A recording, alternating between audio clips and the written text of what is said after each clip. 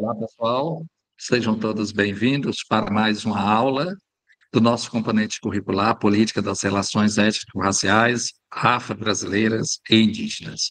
Nós vamos trabalhar nessa aula de hoje um pouco mais sobre as questões que estão ligadas àquilo que se diz as políticas destinadas para atender a este público, né?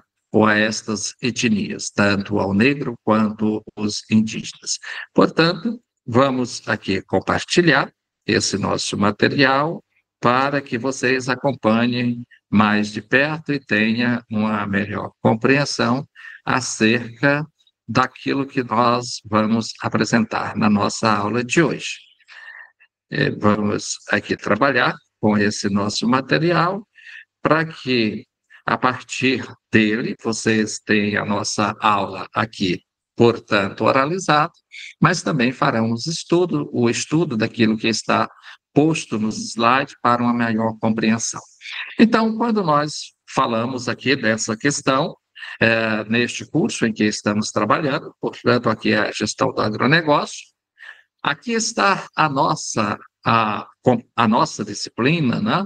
Ou componente curricular, como usualmente é falado de acordo com as novas normas do Ministério da Educação, Política das Relações Étnico-Raciais Afro-Brasileiras e Indígenas. A nossa aula de hoje, nós trataremos um pouco mais sobre políticas públicas e legislação sobre as relações étnico-raciais. Então, vamos seguindo aqui como objetivo da nossa aula, temos compreender a importância das políticas públicas e da legislação na promoção das relações étnico-raciais no Brasil. Então, esse é o objetivo da aula. Em toda a discussão que fazemos ou que faremos dos objetos de conhecimentos ou conteúdos, é justamente para chegarmos a esse objetivo, compreender essa importância, ou a importância dessas políticas. E aqui, para compreendermos a questão das políticas, precisamos trabalhar um pouco sobre essa questão das desigualdades raciais e étnicas no Brasil colônia, né? E aqui, sim, nós vimos na nossa aula, a nossa aula anterior, que eu ministrei e trabalhei com vocês, falamos ali da condição da mão de obra indígena escrava e da mão de obra negra. Então, quando nós falamos essa mão de obra escrava, isso ocorre aí nesse período do Brasil colônia, de 1500 a 1822, a escravidão, ela se faz presente como sendo a sustentação da produção econômica do país, nesse sistema econômico social da época. Isso, quando nós trabalhamos lá na antropologia ou na sociologia, nós podemos trabalhar como sendo a formação sociohistórica do Brasil, né? E aí vamos trabalhar com essa questão lá no Brasil colônia, dentro dessa tessitura, onde estão presentes, portanto, estar presente o indígena ou o homem primitivo, e estar presente também o negro africano, trazido da África para se tornarem escravos aqui nessa nova terra, na nova colônia. Vejam que a mão de obra escrava ela era composta por indígenas e negros, que eram explorados e submetidos às condições desumanas devida por ordem dos colonizadores. Aqui no Brasil, nós tivemos colonizadores, os colonizadores europeus, na sua hegemonia, praticamente hegemonia, tivemos os colonizadores portugueses. Mas isso não excluiu, tinha alguns pontos, termos alguns colonizadores de outras regiões da Europa. Nós tivemos alguns holandeses, tivemos alguns franceses que tentaram tomar posse também de algumas faixas de terras, né? No Rio de Janeiro, por exemplo, uma das questões para a mudança da capital para o Rio de Janeiro, sair de Salvador para o Rio de Janeiro, e era justamente porque os franceses estavam ocupando aquela região lá do Rio de Janeiro. Foi quando Mendes Sá, o terceiro governador-geral do Brasil, ele transfere a capital para o Rio de Janeiro, saindo de Salvador para o Rio de Janeiro, justamente para que as forças metropolitanas, né, pudesse ali se fazer presente e se tornar um impeditivo para os franceses, e inclusive até expulsá-los daquela região. E aí temos em Pernambuco a presença de holandeses também, como o próprio isso de Nassau, que se torna até líder político em Pernambuco, e aí existe ali na cidade de Pernambuco várias construções que foram feitas nessa época com essa visão dos holandeses, né? Então, essa aqui era as desigualdades existentes na colônia, as desigualdades raciais e étnicas. Era o negro, o indígena e o europeu. Bom, e já vimos aí também que era essa mão de obra, essas pessoas escravas submetidas a questões e a condições subhumanas, a fim de que produzisse a riqueza para os senhores colonizadores. Uma outra questão interessante também é que temos aí a dominação e escravização do indígena, ela foi a primeira a ocorrer logo quando os europeus chegaram aqui no Brasil. E aí isso não deu muito certo, foi visto que eram os povos nativos que aqui existiam, quando os colonizadores chegaram no território. No entanto, diante das imposições feitas pelos colonizadores, os indígenas, como eu falei na aula anterior, eles se tornaram resistentes. E por conhecer muito bem a região, conhecer muito bem essas terras e a mata nativa, eles tinham facilidade tanto para se esconder, como também para atacar aqueles que eram considerados colonizadores do ponto de vista europeu, mas do ponto de vista dos primitivos eram considerados como os invasores das terras deste homem primitivo, né? Temos aqui os indígenas, por sua vez, por meio de estabelecimento do Diretório dos Indígenas, em 1757, eles adquiriram certas liberdades. Aqui nós já estamos falando de aspectos considerados como políticas, né? Já ancorados em algum instrumento jurídico para dar essa segurança. Adquiriram aí certas liberdades, como com contrapartida, como ter que seguir o modelo cultural da vida dos colonizadores. Isso já se coloca, quando isso acontece, eles já vão saindo, então, daquela condição de ser visto somente como escravo, mas vamos tentar aqui viver, ter uma relação amigável, e, no entanto, para isso, eles terão que seguir o modelo dos europeus, o modelo colonizador. Que modelo era esse? Era do andar vestido, era o modelo da religiosidade, do catecismo, e aí os jesuítas que chegaram aqui em 1549, quando eles chegam aqui, juntamente com o primeiro governador-geral, Tomé de Souza, eles já vêm com essa missão, né? Missão esta de montarem a estrutura educacional na colônia brasileira, para trazer uma educação para os filhos homens da elite agrária, e, em contrapartida, o negro, o indígena e a mulher não tinham qualquer acesso a essa educação, exceto as filhas dos senhores, que tinham os preceptores. No caso do negro, nenhuma assistência do ponto de vista da educação formal, e nem tampouco para os indígenas, ou seja, os indígenas tinham aí o processo da catequização, tá? Então, aqui nós temos, em 1757, já essa tentativa, foi quando a Companhia de Jesus, inclusive, já havia deixado o Brasil, já tinha sido expulso pelo Marquês de Pombal, e estava nesse vazio, e agora vem esse instrumento, esse Diretório dos Indígenas, para que eles sejam aculturados nos moldes da cultura europeia.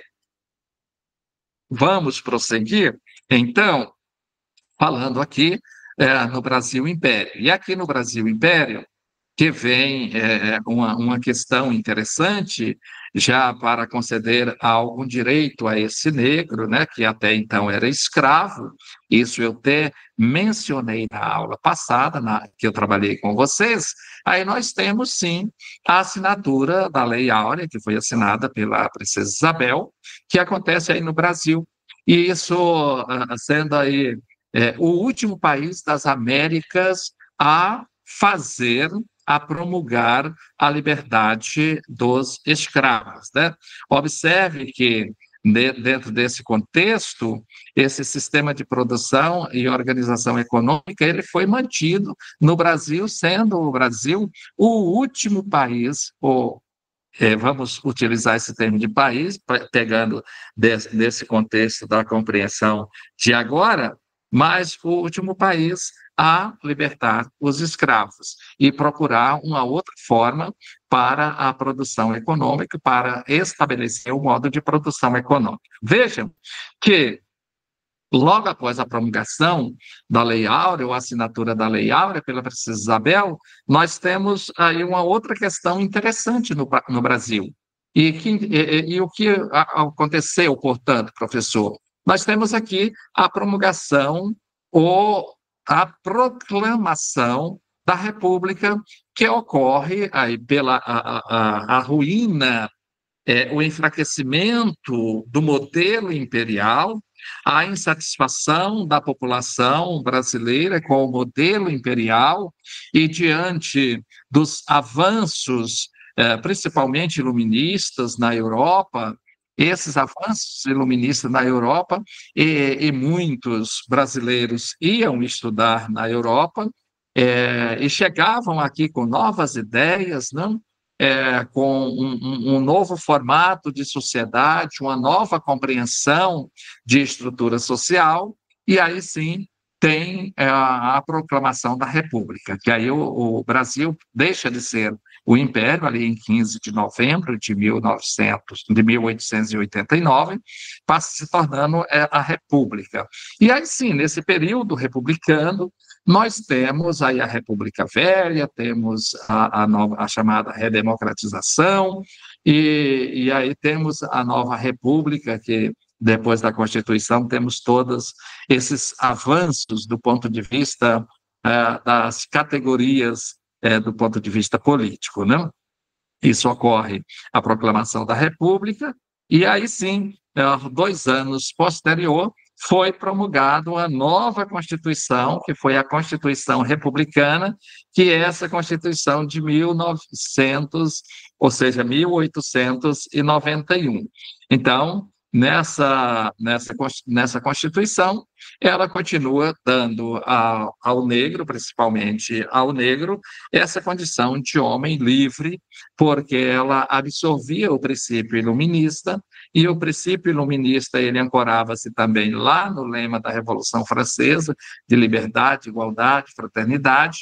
Então, dando esse prosseguimento na vida social desse negro. No entanto, sem o devido reconhecimento e tendo aí um processo discriminatório, porque aí ao homem branco são-lhe concedidos direitos e oportunidades, as portas estão abertas, mas para o homem negro e também para os indígenas, essas portas estavam, às vezes, fechadas e trancadas com chaves de aços bem grandes, né?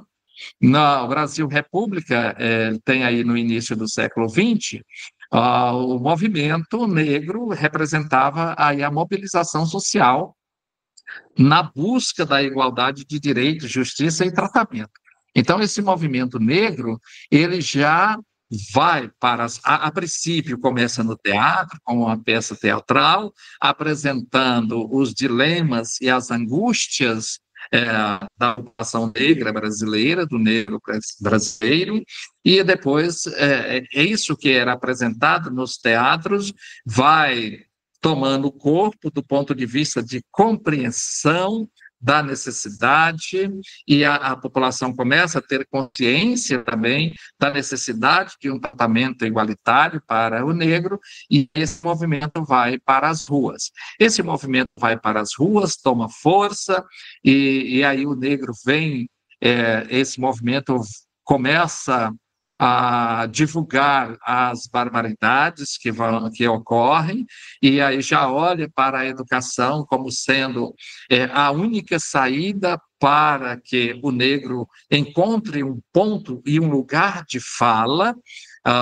no contexto da sociedade brasileira, e aí sim a educação é eleita pelo movimento negro como a porta que vai conduzir este negro a posições onde o seu lugar de fala tem uma abrangência e chega às pessoas com a capacidade de produzir transformações na legislação, nas leis, e essas transformações, por meio da legislação e das leis, vão se tornar políticas públicas para atender a essas etnias que foram massacradas por quanto tempo?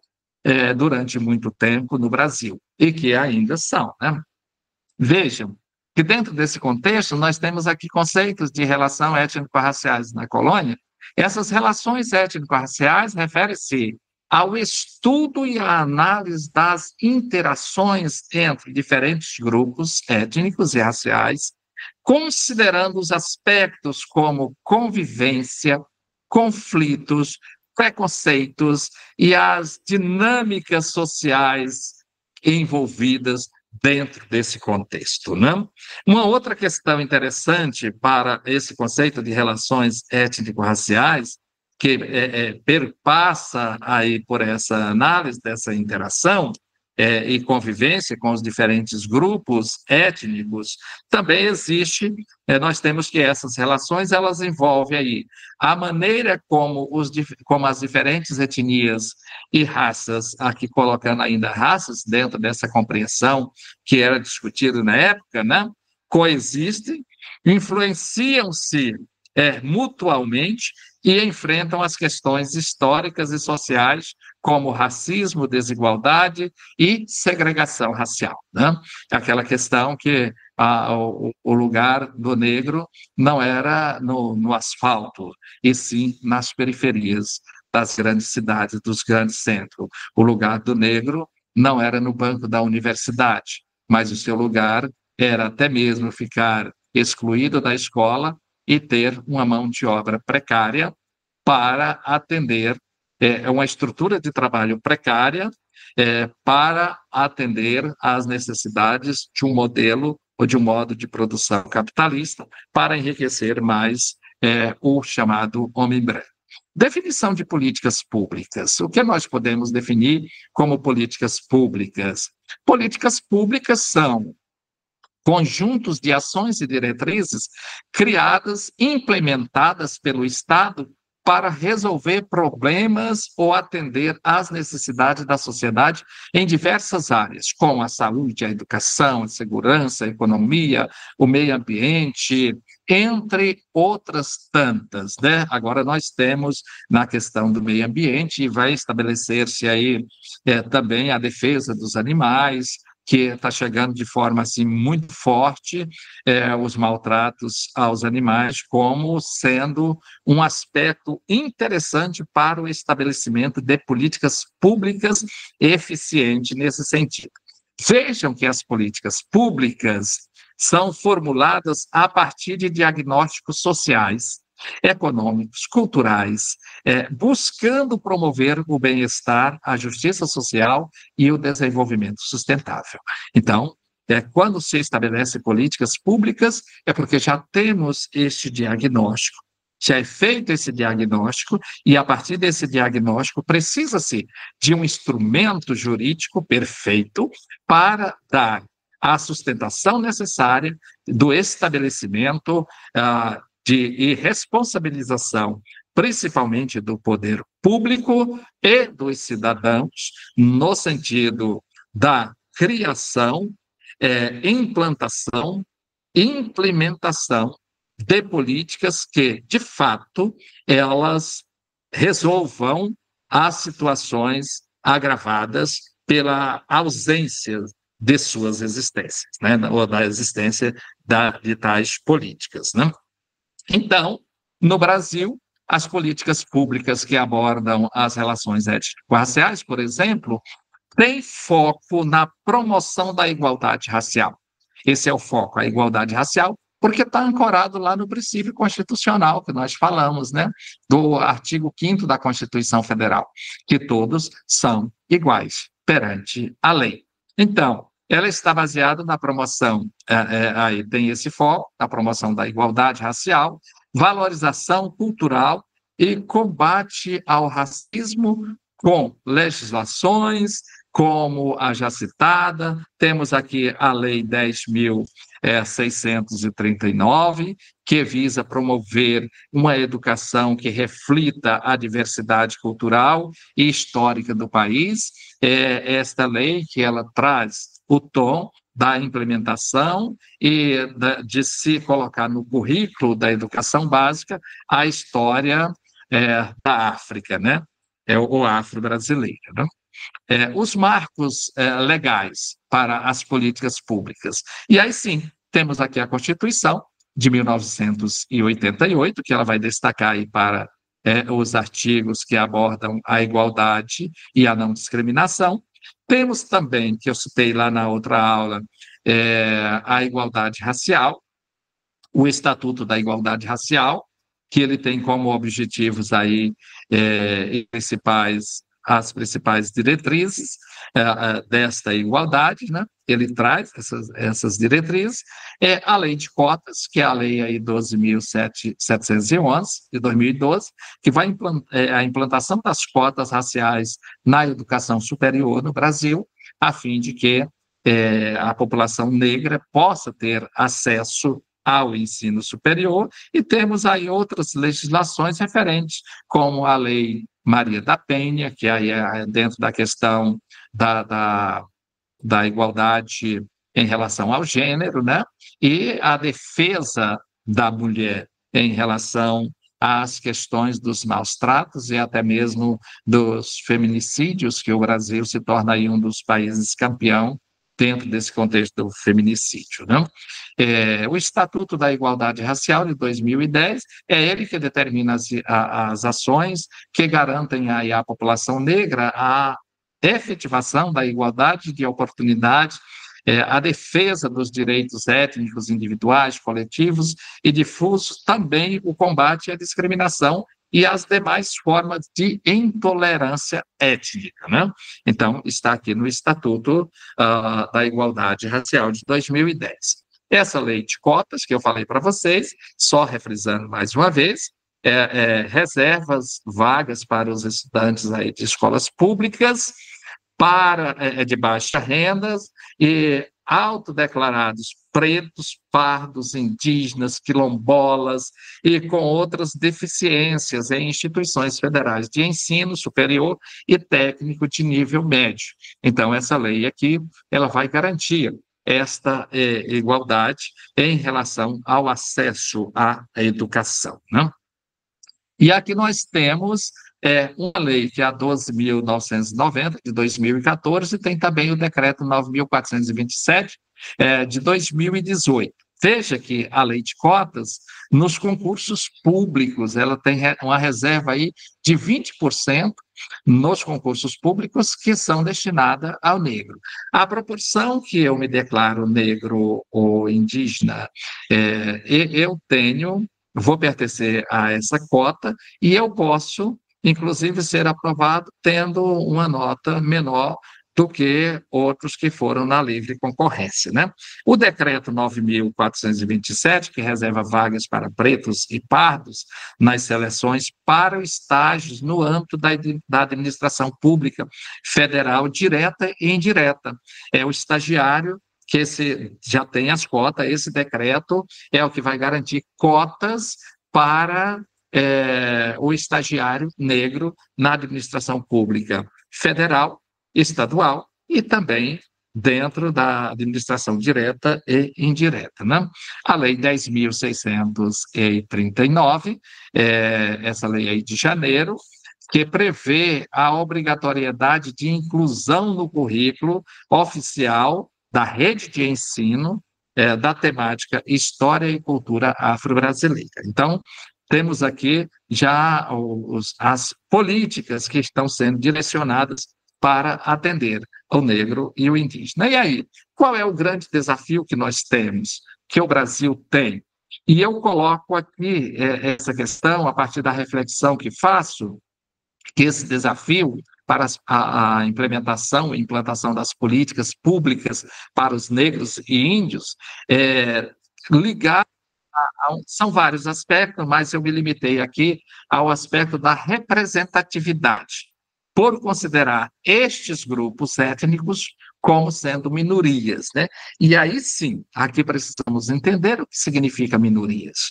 A minoria aqui não se refere ao quantitativo de pessoas. Se nós pegarmos a população brasileira, nós temos aí o quantitativo de negro, que é superior ao de homem branco, aqueles que são autodenominados homens brancos, né?